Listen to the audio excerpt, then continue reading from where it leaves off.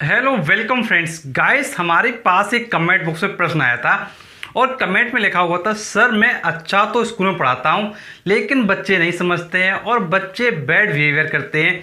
तो सर मैं स्कूल में कैसे पढ़ाऊँ, बहुत ज़्यादा प्रॉब्लम हो रही है। तो गाइस यदि आपके साथ भी ऐसी कोई प्रॉब्लम है तो गाइस इस वीडियो को आप पूरा देखिए।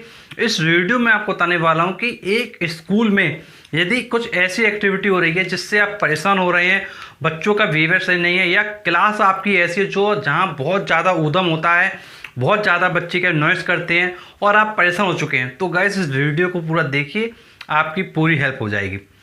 तो गाइस देखिए, जब भी आप किसी स्कूल में पढ़ाते हैं तो पहले आप स्कूल के बारे में चेक कीजिए।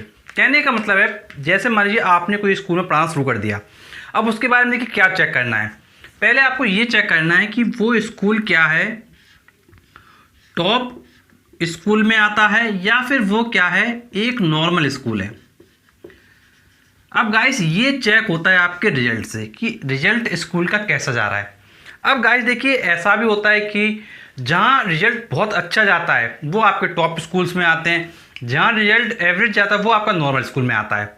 अब गाइस आपको चेक करना होगा कि उस स्कूल की क्या कंडीशन है और उस स्कूल का जो प्रिंसिपल है या फिर जो भी उस स्कूल का ओनर है वो क्या चाहता है। ये आपको चेक करना होगा कि वो बच्चों को नॉलेज दिलवाना चाहता है या फिर केवल वो एज अ बिजनेस काम कर रहा है। गाइस कहने में अच्छा तो नहीं लग रहा कि एज अ बिजनेस काम कर रहा है, बट गाइस ऐसा होता है और होता है, ये बिल्कुल रियलिटी है। गाइस आपको ये स्कूल का चेक करना होगा कि स्कूल क्या चाहता है और गाइस उसी के अकॉर्डिंग आपको अपने कदम क्या है आगे बढ़ाने होंगे। अब गाइस देखिए, कई बार क्या होता है, स्कूलों में जब आप पढ़ाने के लिए जाएंगे तो आपसे कहा जाएगा कि बच्चा पढ़े या ना पढ़े, आप बच्चों को मारेंगे नहीं, कुछ कहेंगे नहीं और आप सिर्फ नॉर्मल तरीके से पढ़ाइए। बच्चा पढ़े तो पढ़ने दो, नहीं पढ़ा तो ना पढ़ने दो। लेकिन गाइस ये भी कहीं ना कहीं रियलिटी है, अगर क्लास में कोई कुछ बच्चे ऐसे हैं जो बहुत ज़्यादा शोर मचा रहे हैं, हुड़दंग मचा रहे हैं, तो उसको कहीं ना कहीं पनिशमेंट देनी पड़ती है, ये मजबूरी होती है। अब गाइस यदि पनिशमेंट उन बच्चों को नहीं दी जाती है तो फिर पूरी क्लास क्या है, डिस्टर्ब करती है, वो बच्चे पूरी तरह डिस्टर्ब होते हैं और गाइस जो अदर बच्चे भी होते हैं वो भी उसी माहौल में डलने लगते हैं और पूरी क्लास क्या डिस्टर्ब हो जाती है। तो गाइस अगर ऐसी सिचुएशन आ रही है, बच्चे बैड बिहेवियर कर रहे हैं, बच्चे क्या परेशान कर रहे हैं, तो गाइस आपको ध्यान रखना है कुछ इंपॉर्टेंट पॉइंट्स जो आपको बहुत अच्छे समझना है। गाइस देखिए, क्लास कितनी भी नालायक हो, क्लास कितनी भी नालायक हो, उस क्लास के बारे में आप पहले भूल जाइए। आप केवल ये ध्यान रखिए आप किस लिए गए हो। आप गए हो पढ़ाने के लिए, आप भूल जाइए स्कूल किस पर्पज़ पे काम कर रहा है, वो बिजनेस की तरह सोच रहा है या वो बच्चों का भविष्य के बारे में सोच रहा है, उससे आपको कोई मतलब नहीं।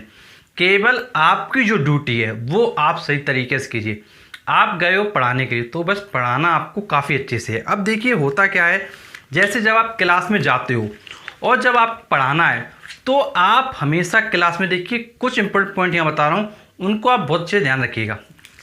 जैसे फर्स्ट पॉइंट हमने आपके लिए लिखा है इंसल्ट ऑब्लिक ईगो। अब देखिए, जब आप क्लास में जाएंगे और कई बार ऐसा होगा कि बच्चे कुछ ऐसी एक्टिविटी कर रहे होंगे या कुछ आप उनको कहेंगे तो वो आपको क्या है, एक रिस्पॉन्स देंगे। तो उस जगह अगर आपको इंसल्ट लग रही है या आपका ईगो हर्ट कर रहा है तो फिर उस जगह आपको कुछ ऐसा उपाय सोचना है कि आप एक ऐसा रिस्पॉन्स करें कि बच्चों को ज़्यादा खराब भी ना लगे और क्या है, आपके फेवर में वो क्लास जाए।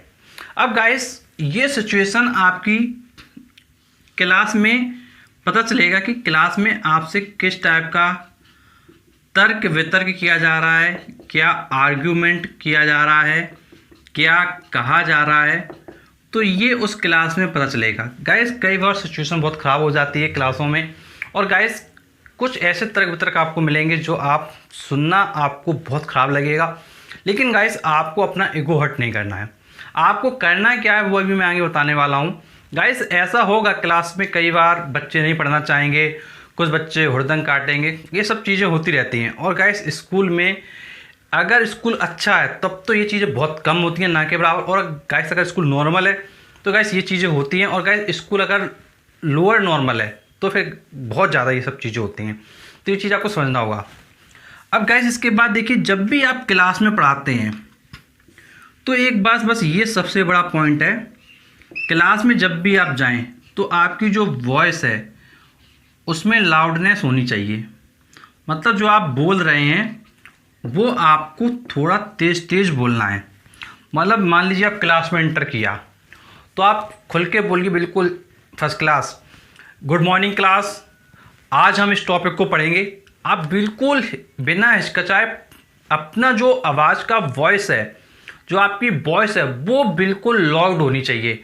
मतलब तेज़ी से आपको बोलना है, ये नहीं कि भाई मरे मरे बोल रहे हो, हेलो बच्चों आज हम पढ़ेंगे, ऐसे नहीं करना है। क्योंकि आपको पता है क्लास है उद्यमी, क्लास आपकी बात सुन नहीं रही है, तो आपको अपनी वॉइस एकदम लाउड रखनी है। गाइस जब अपनी वॉइस लाउड रखते हैं तो गाइस जो लोग नहीं सुन रहे होते तो गाइस वो भी सुनना क्या शुरू कर देते हैं। अब इसके बाद आपको ध्यान रखना है कि जब भी आप क्लास में जाते हैं तो आपको देखिए आवर के दौरान जो भी आपका पीरियड है उस पीरियड के दौरान आपको पढ़ाना है। आपको ये नहीं करना है कि भाई जाके बैठ गए और बुक देख के पढ़ने लगे। आपको बच्चों को पढ़ाना है और पूरे घंटे के दौरान पढ़ाना है। आपको बिल्कुल भी फ्री नहीं बैठना है, बिल्कुल सुन लीजिए ध्यान से। और गाइस जब आप पढ़ाओगे पूरे पीरियड के दौरान और आपकी वॉइस लाउड होगी तो गाइस आप ये मान के चलिए, अगर क्लास में अगर 40 स्टूडेंट हैं, सपोज कर लेते हैं अगर 40 स्टूडेंट्स हैं, तो 40 स्टूडेंट्स में से कम 30 स्टूडेंट्स ऐसे होंगे जो आपकी बात पर डेफिनेटली ध्यान देंगे। और बचे हुए 10 स्टूडेंट, अब बचे आपके 10 स्टूडेंट जो आपकी बात पर ध्यान नहीं दे रहे हैं, तो कुछ नहीं, आप पढ़ा रहे हो, क्लास में खड़ा करो, भाई क्या पढ़ाया आपको, जो आप पढ़ा दिया है खड़ा करो क्लास में। जो बच्चे ध्यान नहीं दे रहे थे उनको बाद में खड़ा करो, पूछो भाई क्या आपको पढ़ाया गया। अब वो बताएंगे नहीं, कुछ नहीं, उनको फिर पनिशमेंट करो। एक यही फिर आपके पास उपाय होगा। देखिए पनिशमेंट में ये ध्यान रखिएगा कि पनिशमेंट ऐसी दीजिएगा जिससे कि ना आपको प्रॉब्लम हो ना कि बच्चों को प्रॉब्लम हो। और गाइस पनिशमेंट आप दीजिए तो गाइस, और अगर उस पनिशमेंट के ऊपर आपके अगेंस्ट कोई जाता है, मान लीजिए स्टूडेंट चले गए, भाई सर ने हमको पनिशमेंट दिया, अगर चले जाते हैं प्रिंसिपल के पास, तो आप बिल्कुल क्लियर कह सकते हैं कि सर ये बच्चे क्लास में शोर मचा रहे थे और मैंने पढ़ाया और उसको भी नहीं बता पाई। मतलब आप जब पनिशमेंट दे रहे हो तो आपके पास एक क्या है, वैलिड रीज़न होना चाहिए कि आपने पनिशमेंट क्यों दी है। और क्लास में जो और भी स्टूडेंट हैं उनको भी ये लगना चाहिए कि हाँ भाई वैलिड रीज़न है, ये नहीं कि भाई फालतू पनिशमेंट दे दिया। तो गाइस आपको काम करना है और बच्चों को ही पढ़ाना है। तो गाइस यदि आपकी क्लास में 40 में से 30 स्टूडेंट पढ़ रहे होंगे अच्छे से, और अगर मान लीजिए 10 नालायकी भी कर रहे हैं, तो गाइस इनमें से कुछ बच्चों को आप जब पनिशमेंट देंगे तो गाइस अदर बच्चे अपने आप शांत रहेंगे। अब गाइस नेक्स्ट है आपका इंगेज क्लास विद वर्क। देखिए जब भी आप क्लास में होते हैं तो क्लास को हमेशा आपको क्या है, अपने काम में उलझाए रखना है। कहने का मतलब है जो भी आप पढ़ा रहे हो, जो भी पढ़ा रहे हो उसमें बच्चों को इंगेज बनाए रखिए। यदि आपने बच्चों को इंगेज नहीं किया, अगर बच्चे फ्री हुए थोड़ा सा भी, तो शोर शराबा शुरू, कमेंट पास होंगे, आपको फिर लगेगी क्या, इंसल्ट। भाई कोई भी व्यक्ति कमेंट पास करेगा तो फिर उस जगह क्या लगेगी, इंसल्ट लगेगी। तो ऐसा माहौल ही ना आ पाए कि इंसल्ट होने वाली बात आए। आपको देखिए जो भी चीज़ें करना है, जो भी आप पढ़ाने वाले हो, प्रॉपर वे में पढ़ाइए, ये ध्यान रखिएगा। वॉइस आपकी लाउड होनी चाहिए,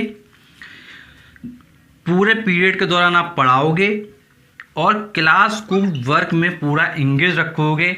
जैसे सपोज करिए आप कुछ चीज़ पढ़ा रहे हो तो आपने उसको पढ़ा दिया, फिर 2-4 बच्चों से पूछिए भाई आप बताइए क्या पढ़ाया, क्या आपको समझ में आया। आप पूछिए, जैसे सपोज करिए आपने पढ़ाया व्हाट इज़ फोर्स, फिर उसका आपने यूनिट बताया, आपने डायग्राम बताया, तो आप उन्हीं पॉइंट्स को क्लास में कुछ स्टूडेंट से पूछिए। पहले पूछिए फर्स्ट सीट वाले बच्चे से, फिर थर्ड सीट वाले से, फिर लास्ट सीट वाले से, फिर बीच में से, कभी इधर रो से, कभी उधर रो से, कभी बीच वाली रो से, इस तरीके से आप पूछिए।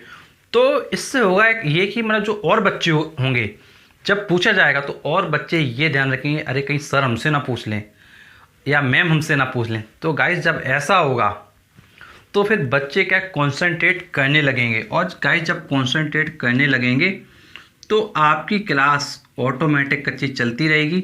फिर यहाँ पर ये बात नहीं आएगी कि स्कूल अपना बिजनेस के लिए काम कर रहा है या बच्चों का भविष्य सोच रहा है। देखिए बस एक बात ध्यान रखिए, आप पढ़ाने के लिए करो तो बस आपको अपनी ड्यूटी अच्छे से करनी है। तो गाइस कोई भी प्रॉब्लम आपको नहीं होगी। गाइस कई बार ऐसा भी होता है स्कूल में जब आप पढ़ाते हैं तो कुछ टीचर इस टाइप के होते हैं जो आपके अगेंस्ट कुछ ऐसी एक्टिविटी कर रहे होते हैं जो आपने एक्सपेक्ट भी नहीं की हुई होती है।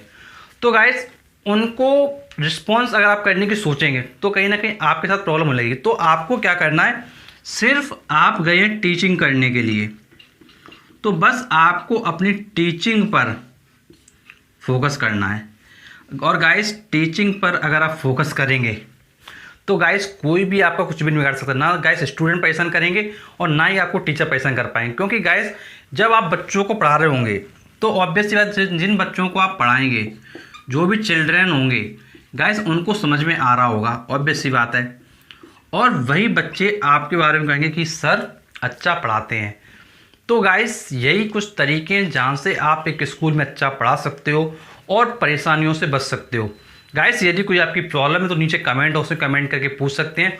और गाइस ऐसे वीडियोस पाने के लिए प्लीज़ चैनल को जरूर सब्सक्राइब कर नोटिफिकेशन बेल दबाएं, क्योंकि हम आपके लिए ऐसे वीडियो लाते रहते हैं। गाइस वीडियो एंड पहले एक बात मैं आपको बताना चाहूँगा कि हमने आपके लिए होम ट्यूटर प्लेलिस्ट बना रखी है।